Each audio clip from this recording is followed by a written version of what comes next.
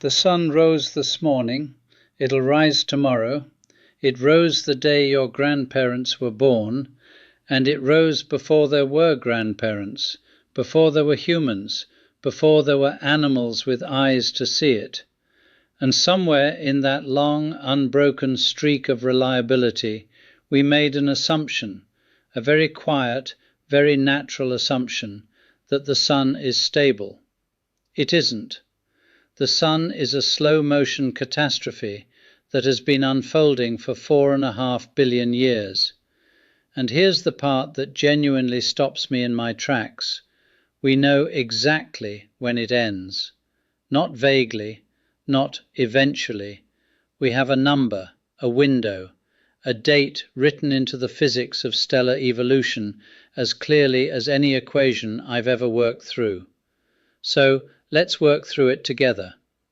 First, what is the sun actually doing? Because most people, if you press them, would say it's burning.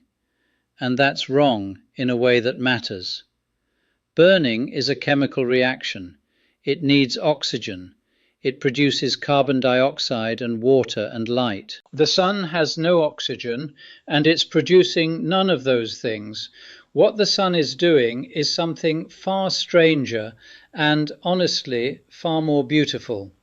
Deep in its core, under pressures so extreme that matter itself changes its behavior, hydrogen nuclei are being forced together. 4 protons, under 15 million degrees of temperature and the crushing weight of an entire star above them, fuse into a single helium nucleus. And in that process, a tiny amount of mass simply disappears. Not converted to something else, disappeared, annihilated, turned directly into energy according to the most famous equation in physics, E equals mc squared. The c squared is the speed of light squared, and that's an enormous number. So even a tiny sliver of vanished mass produces a catastrophic release of energy. Every single second, the sun converts 4 million tons of itself into pure energy, not burns it, converts it.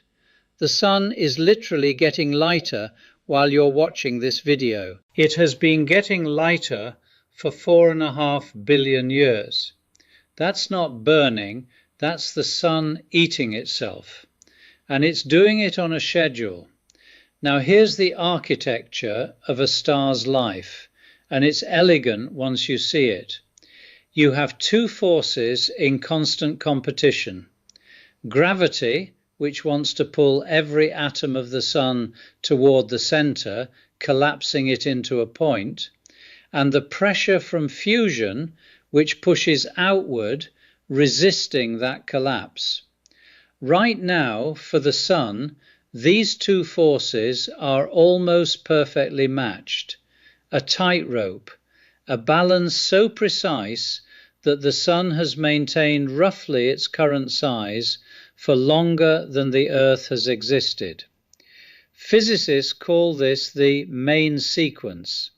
It's not a special state, it's just what a star looks like when gravity and fusion are still negotiating a draw. The sun entered the main sequence about 4.6 billion years ago.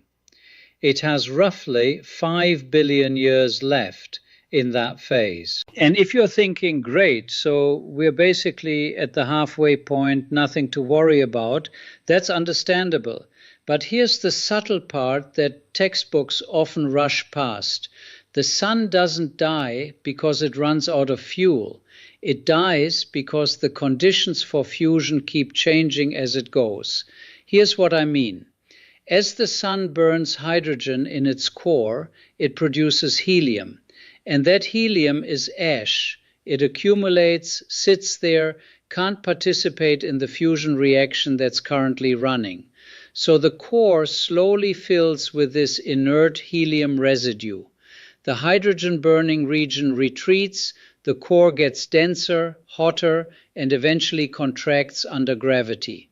That contraction heats a shell of hydrogen around the core, a ring of fresh fuel now getting hot enough to fuse. And that shell burns faster than the original core fusion. More energy, more pressure pushing outward. The outer layers of the sun, which were perfectly happy sitting where they were, suddenly have far more energy being pumped into them from below.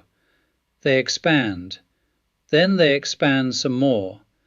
The surface cools as it spreads thinner, and as it cools it shifts from yellow-white to red. The sun becomes a red giant. And when I say expand, I don't mean modestly. I mean the sun's outer envelope swells to somewhere between 100 and 200 times its current radius. The current sun fits comfortably inside the orbit of Mercury.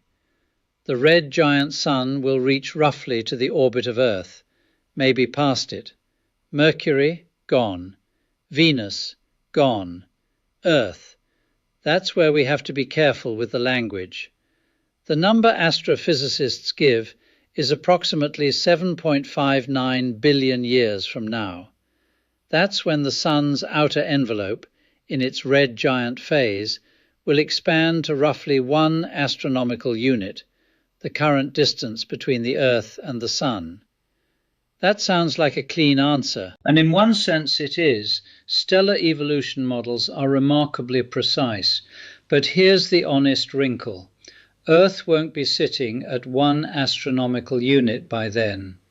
As the sun loses mass through its solar wind and later through much more dramatic mass loss in its giant phase, its gravitational grip on the planets weakens slightly. The planets drift outward.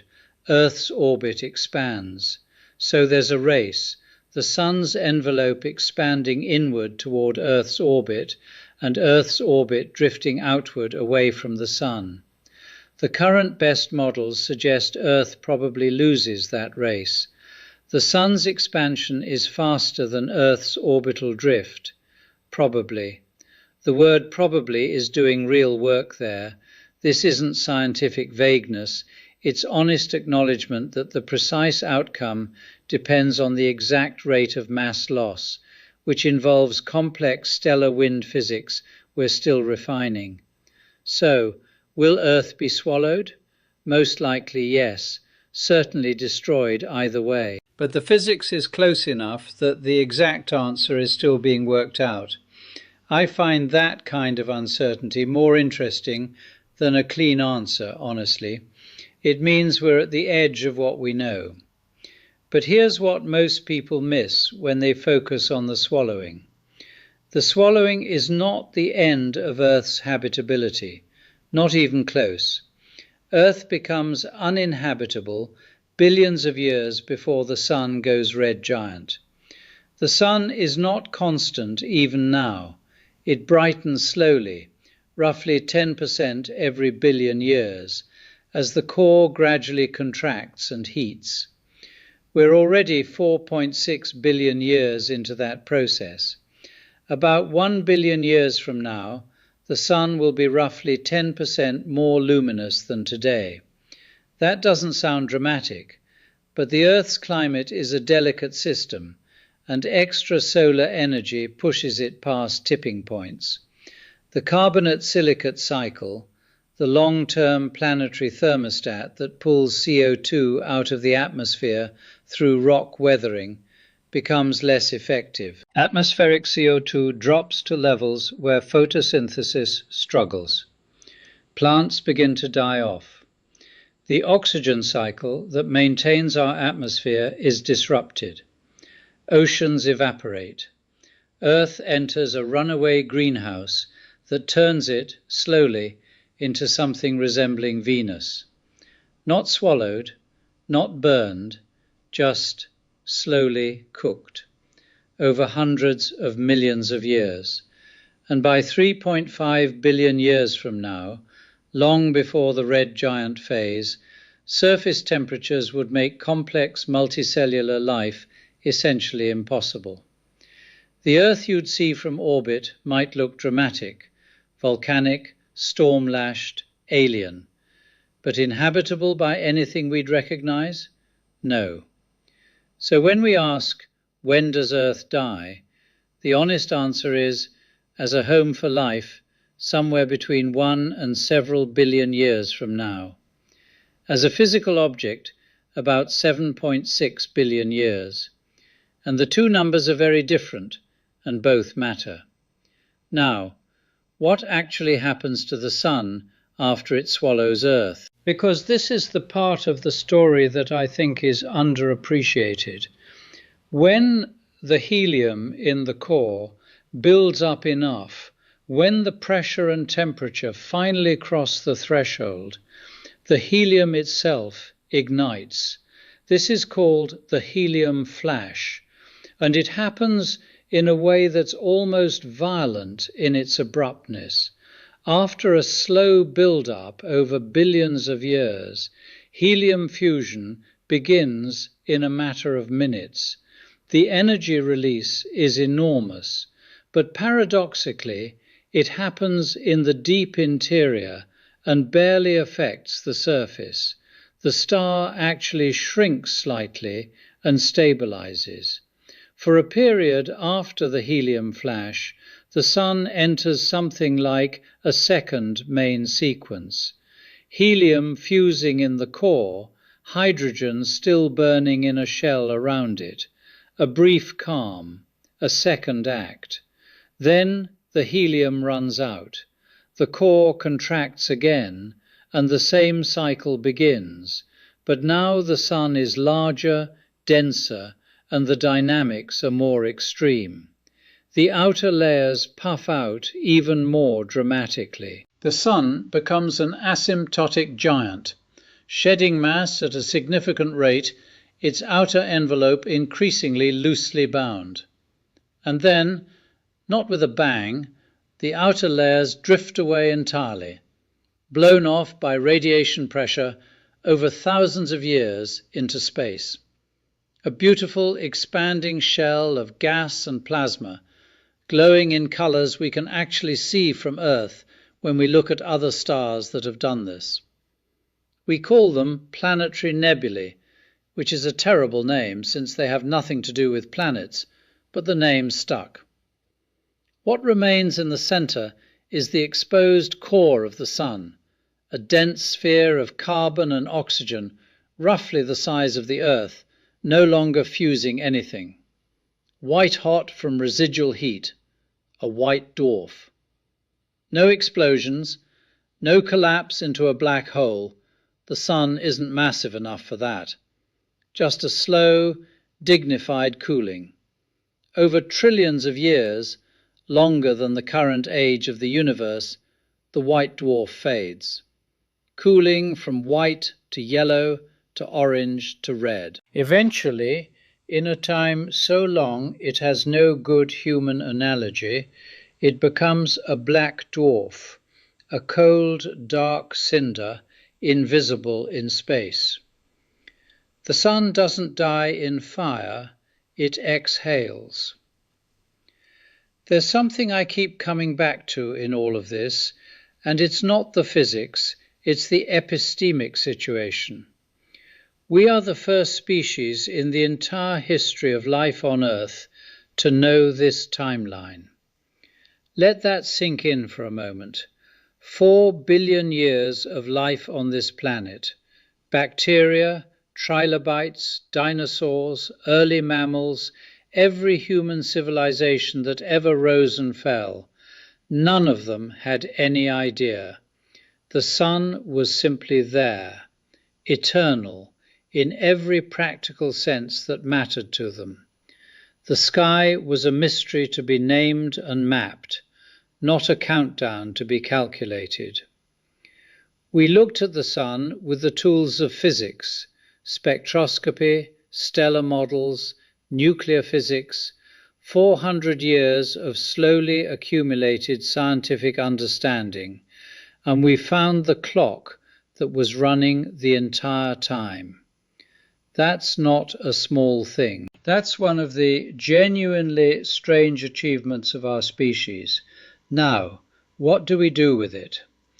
Some people find this information depressing, an expiration date stamped on everything. I understand that reaction, but I think it's the wrong one. The sun going red giant in 7.6 billion years is not a human-scale problem. It's not even a civilization-scale problem in the near term. It's an existence-scale problem, one that becomes relevant on timescales our descendants will have to grapple with if our lineage survives that long. And here's the thing. Knowing the clock is running is the first step toward doing something about it. A species that doesn't know its star is dying can't plan around it. A species that does know has the beginning, the very distant beginning, of a choice. Interstellar migration, stellar engineering, something we haven't imagined yet. We don't know the answer, but you can only ask the question once you know the problem. There's a line I come back to when I think about this, not from physics, from the simple act of standing outside and looking up. Every photon of sunlight hitting your face right now was generated in the core of the sun about 100,000 years ago. It took that long to work its way from the core to the surface, bouncing, absorbing, re-emitting in the dense solar plasma, and then about 8 minutes to travel from the surface to your face. You are seeing 100,000-year-old nuclear fire, ancient light from ancient reactions in a star that has been running this same process since before anatomically modern humans existed. And that star, that ancient, reliable, beautiful engine, is mortal. Not in any way that threatens you, not in any way that threatens the next 1,000 generations or the next 10,000, but mortal in the way all things with physics are mortal, which is to say, completely, inevitably, on a schedule. The sun will swell, it will redden, it will swallow the inner planets and exhale its outer layers into a luminous cloud drifting across the galaxy. The core will cool, the light will fade, and somewhere in that story, if we are very lucky and very clever and we don't stumble, there will be something descended from us watching it happen from somewhere else entirely. That's not a reason for despair. That's a reason for curiosity.